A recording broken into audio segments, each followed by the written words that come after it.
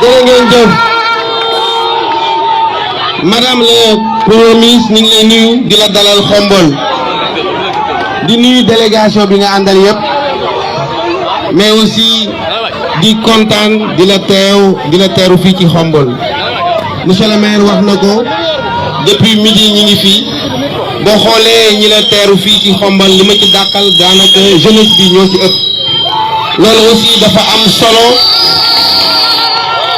rawatina en tout cas ñi nga xamante ni ñoom lañ yaakaar ni ñoo xaw a am tuuti tur wala doole ci opposition bi am ñenn ñi wax ni ñoom Xombol lañ dëkk ça veut dire que ñun ragaluñu ñun fii lañu dëkk suñuy mbokk lañu dëkkal suñuy rakk lañu dëkkal suñuy jigéen lañu dëkkal mais aussi li ñuy def ci ñoom démb ak bët monsieur le maire wax duñ fi joxe mbubb duñ fi sax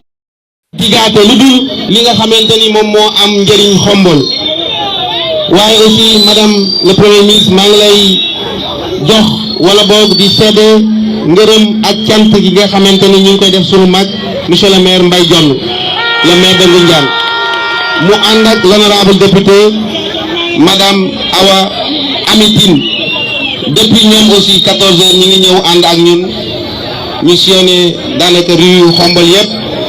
ànd ak ñun def animation mais aussi ànd ak ñun pour que victoire bi mu gën a am doole ci Xombol mais aussi li wër Xombol yëpp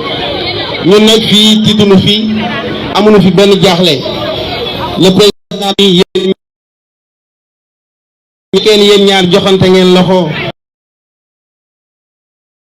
mën nañ espérer am plus de 90% à Xombol confirmé inch'Allah di la wax ni la au soir du 31 juillet ñu ko gagné fii inch'Allah teg ko sa loxo nga jox ko sa loxo président loolu nag bu ñu ko defee ñun loolu moo ñu war parce que tout simplement pour plusieurs raisons man ci bureau municipal bi ñu génn maa ngi fi woon